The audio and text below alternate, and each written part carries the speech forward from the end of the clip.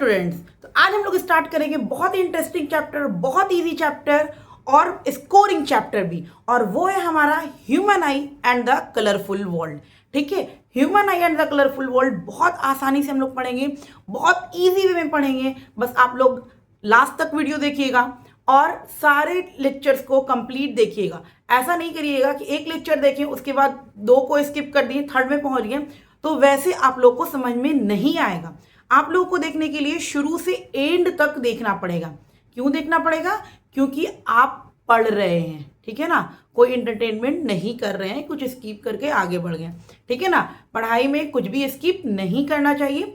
और ह्यूमन आई जो चैप्टर है ये बहुत इजी चैप्टर है और बहुत पढ़ने में मज़ा आता है और बहुत स्कोरिंग चैप्टर भी है।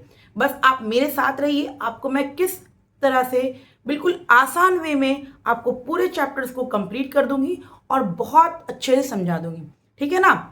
तो आज जो हम लोग का चैप्टर स्टार्ट हो रहा है वो है human I and the colourful world, जो एनसीईआरटी का चैप्टर नंबर 10 है।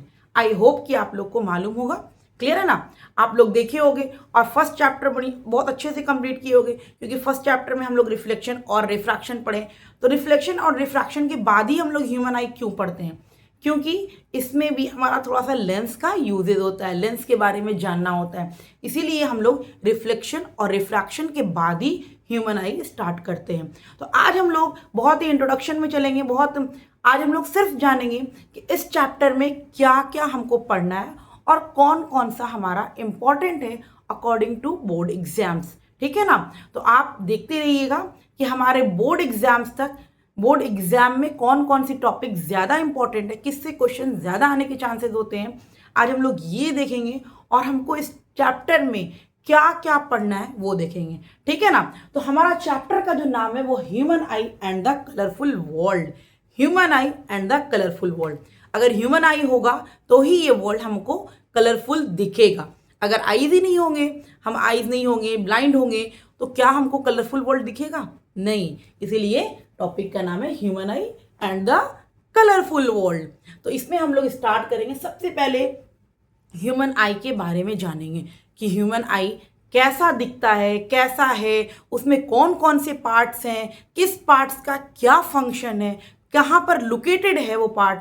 तो हम लोग हर चीज़ को जानेंगे, एक एक करके जानेंगे और बहुत आसान वे में समझ जाएंगे कि आप लोग को याद करने की ज़रूरत नहीं पड़ेगी, आप खुद ऑटोमेटिक वो रियलाइज़ करोगे और आपको याद हो जाएगा, ठीक है ना।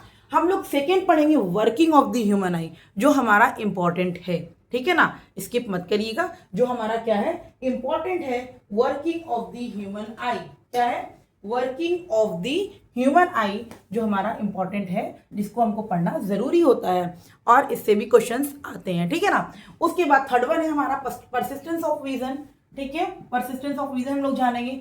उसके बाद फोर्थ वन जो है बच्चों हमारा, ये हमारा इंपॉर्टेंट है, पावर ऑफ अकोमोडेशन।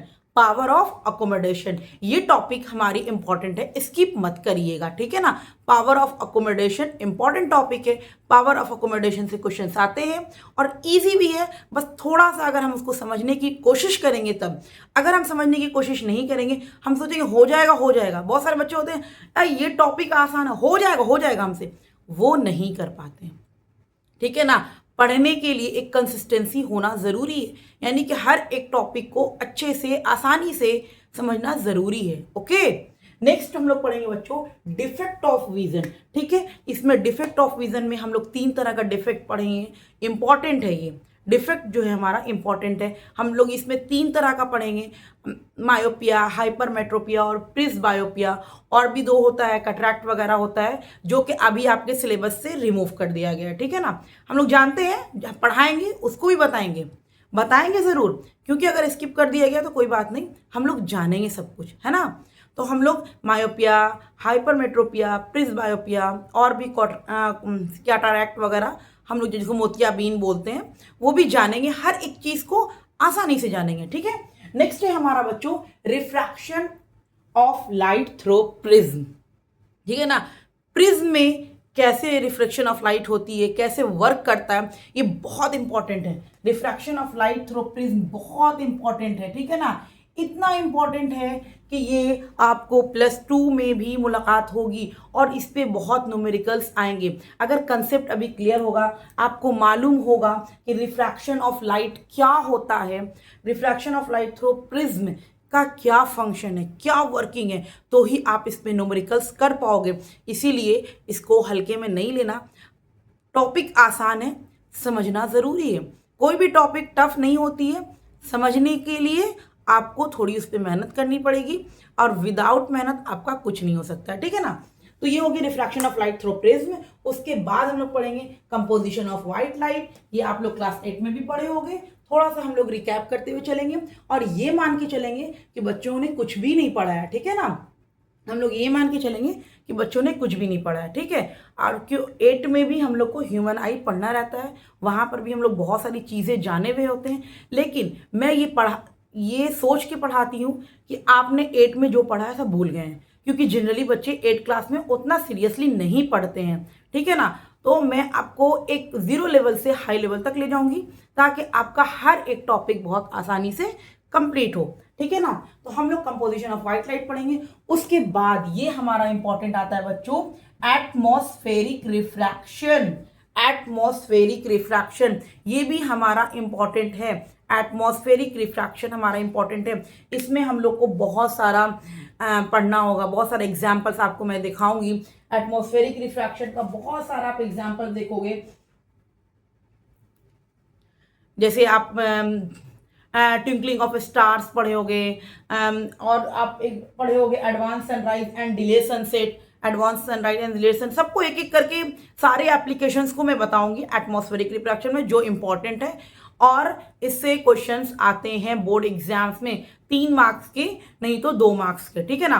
तो आप ये मत सोचिएगा कि ये टॉपिक हमारे लिए इंपॉर्टेंट नहीं है, आपके लिए इंपॉर्टेंट टॉपिक।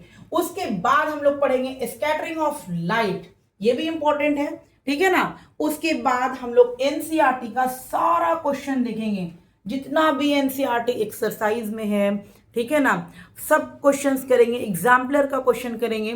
उसके बाद हम लोग कुछ एडिशनल क्वेश्चन करेंगे। उसके बाद हम लोग एचओटी हाई ऑर्डर थिंकिंग को भी क्वेश्चंस करेंगे इस टॉपिक पे। अगर आप लोग वीडियो देख रहे होंगे तो आप बिल्कुल भी शुरू से लेकर के लास्ट तक देखिएगा। ऐसा नहीं कि आप एक लेक्चर देखिए और दूसरा को आपने स्किप कर दिया तो आपको कुछ भी नहीं समझ में आने वाला। इसलिए मैं आपको कह रही हूँ कि मैं जो वीडियो डालती हूँ वो ज़्यादा लॉन्ग नहीं डालती हूँ, चाहे वो मैं 5 पार्ट में डालूँ या 6 पार्ट में डालूँ, क्योंकि मैं जानती हूँ कि स्टूडेंट की कैपेसिटी कितनी होती है। वो एक बार में बैठ के 2 घंटे 2.5 घंटे का लेक्चर्स नहीं देख सकते हैं, ठीक है ना। हाफ आवर्स या 45 मिनट्स का लेक्चर ही वो पढ़ सकते हैं, उनको उतना ही समझ में आता है, ठीक है। तो मैं आपको पूरे चैप्टर को 3 से 4 पार्ट में डिवाइड कर दूंगी ताकि आपको पढ़ना आसान हो, समझना आसान हो, उसको रियलाइज करना आसान हो। ओके बच्चों, नेक्स्ट क्लास में हम लोग स्टार्ट करेंगे ह्यूमन आई, तो रहिएगा साथ हमारे और हर एक टॉपिक को बहुत आसानी से क्लियर करिएगा। ओके, बाय बाय, अल्लाह हाफिज।